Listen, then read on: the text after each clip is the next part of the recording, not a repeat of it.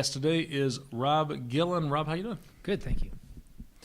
You are a developer by trade, but a security guy by necessity. Is that what I heard you say? Security by hobby, probably. By hobby, really? A little bit by necessity, but by hobby. You seem to know a lot about it for just a hobbyist. It's been fun. But your day job is a developer, right? It's actually a researcher, so I'm a researcher at a national laboratory here in Knoxville. I totally had everything wrong. That's What do you right. do? Tell me what you do. So I'm a member of the computational data analytics team at Oak Ridge National Laboratory. Mm-hmm. So I work with a team of really smart people, and I help do some of the engineering around the work that they do, so some of the research that they do to help take the ideas that they're building and build prototypes and demos of them to help communicate what they're trying to do to other people. Okay, I guess my assumptions were based on the stuff that you were talking about at conferences. Because Yeah. You're talking a lot about security. Yes. You're talking a lot about software development. Yes. Let's talk about that. I'm a developer by trade, and Okay. I'm aware of security, but I think, like a lot of developers, I do some things wrong. I don't do enough. That's probably true of everyone, right? What advice could you give me? So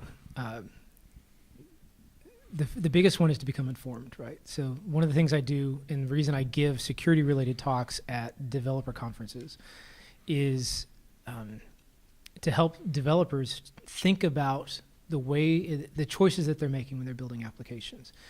One of the first talks I used to give was called Security versus Convenience. And the whole point of it was to emphasize, as a developer, you're making 1,000 little choices, implementation choices every day. And you're choosing, well, am I going to use this structure or this structure? I'm going to use this algorithm or this algorithm. How am I going to go about validating input for a given method or not? And those all come with consequences. Life is about choices, and choices have consequences. And if making informed choices, informed meaning I understand all of the ramifications of the choices I'm making, is a great position to be in. Unfortunately, a lot of people write code sort of the Google method, meaning I need it to do something, so I Google that rough thing, and I find a code snippet, and I copy-paste it, alter it to do what I want to do, and then go on. All right. Right? Which is not necessarily all that evil, Sure. unless They've solved the functional requirements. Right. Unless you've thought through and understand the ramifications of what the choices made by the other developer might have on the application you're doing, right? So a lot of code samples are good that you find on the web are great for illustrating a particular objective, right? This is how I move data between one data structure and another. And they communicate that objective, but they often, for the sake of clarity, will remove security-related features. Sure. Remove error checking, remove bounds checking, that sort of thing. And those are the types of things that can really bite you. So the point being is understanding what you're doing is the key piece. It's not just getting the job accomplished, but understanding the ramifications of the choices. So we've done talks from fun. A lot of them are, I try to pick a fun topic and then use that as, if you will, the mechanism by explaining the point. So I often will do a talk on wireless security, and we go through and we crack wireless security, and we show how those tools work and how easy it is, frankly, given various scenarios, to get into your wireless network. Okay. And so a wireless network like the one here at Codestock, we're all connected to the internet that way. Not all of us are. No, you're not. You have your own private little I'm network. not connected at all to the Because conference. you're inherently suspicious because I'm you've very seen suspicious. the dark side. Yes.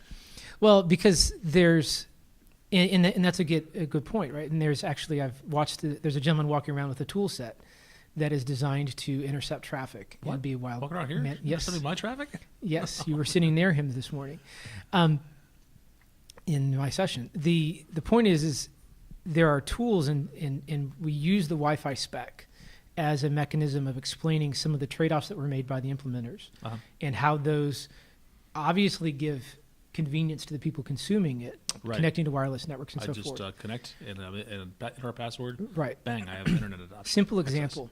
What kind of phone do you carry? I have a Windows phone. It's a Nokia. Okay, so almost any phone, Windows Phone included, so Windows, Android, iPhone, and so forth, when you go through and connect to a wireless network, it stores that. You put in your credentials or not. A lot of times, if you're at a public space, it just says, hey, connect, and then you do some sort of portal, gated portal, right?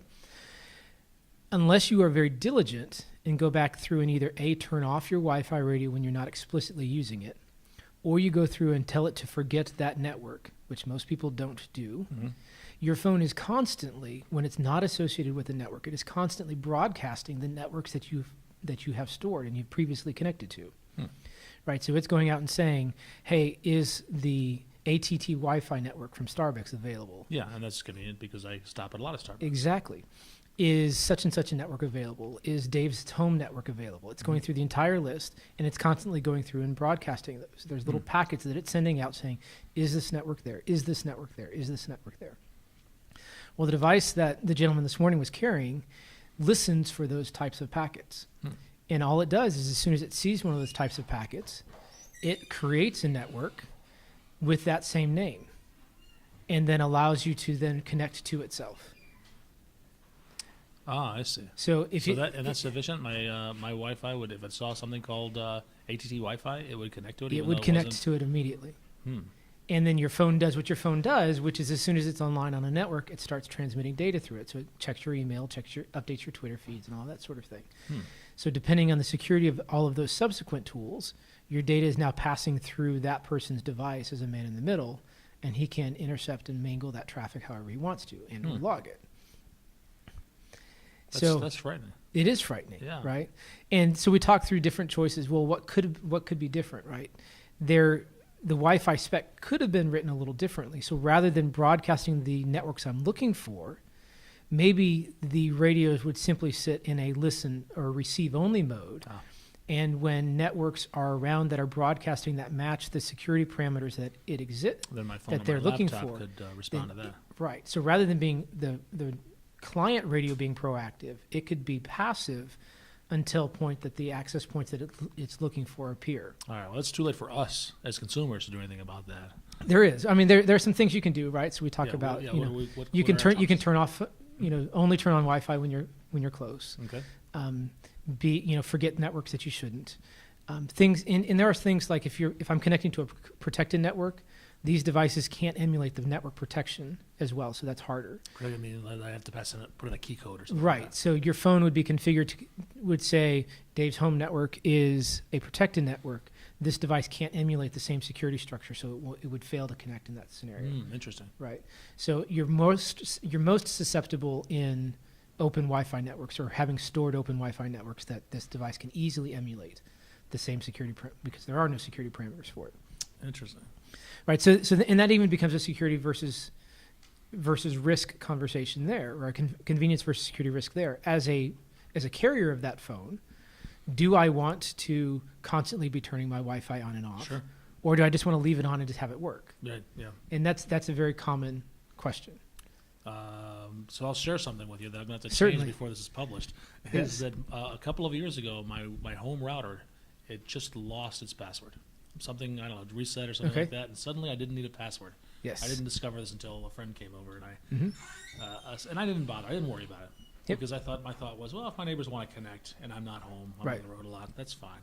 But there's a risk that I didn't know about because now There's I'm a couple of risks broadcasting there. an unsecure network. Somebody else could name it the same thing, Right. and my laptop would just assume It would just assume and it the would same connect. one. And there's no friction in connected to it. There's no Correct. key code in there at all.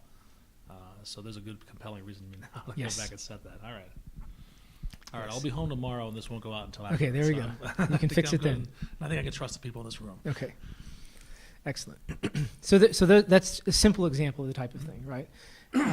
Another example, and everyone knows this, right? Okay. Are things like, You would think we'd all know that. well, things like validate your input on your website. So if you're building a web application Okay. and you're taking forms and input from the user, that you're supposed to assume users are evil and validate the data before you accept it. Right.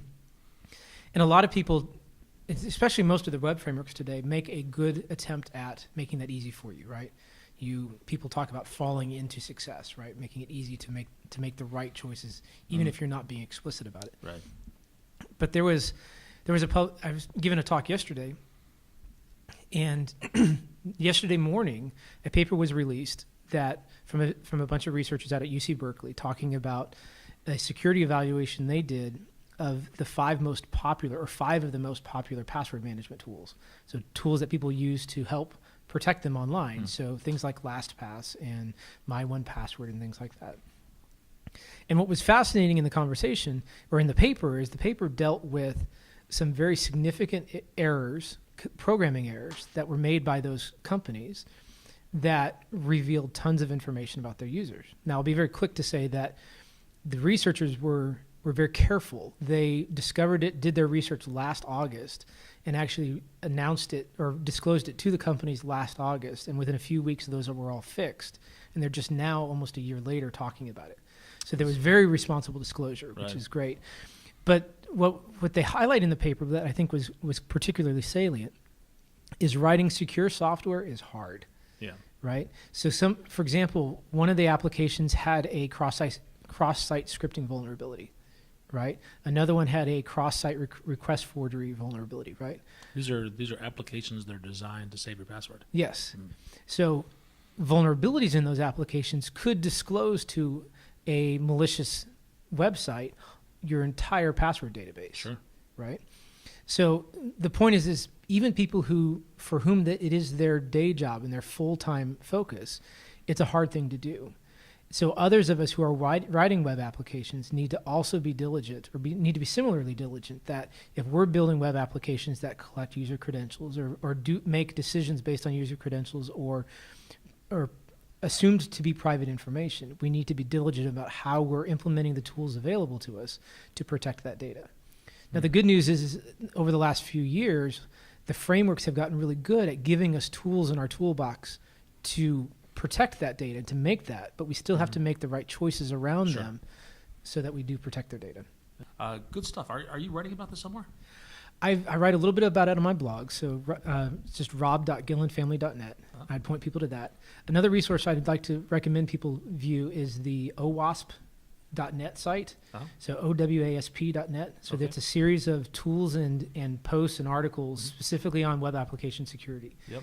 And they deliver tools and talks and all sorts of things, both to evaluate your website as well as to teach you how to be proactive in protecting your site. And That's your good. I users. think Troy Hunt contributes to that site. Troy Hunt does it. And Bill he's Semp. been on my show. Yeah. Bill's been on my show. A number of people in the security community contribute regularly to I'm that. glad I'm at least talking to the right people. There you go. So Rob, thank you so much. certainly.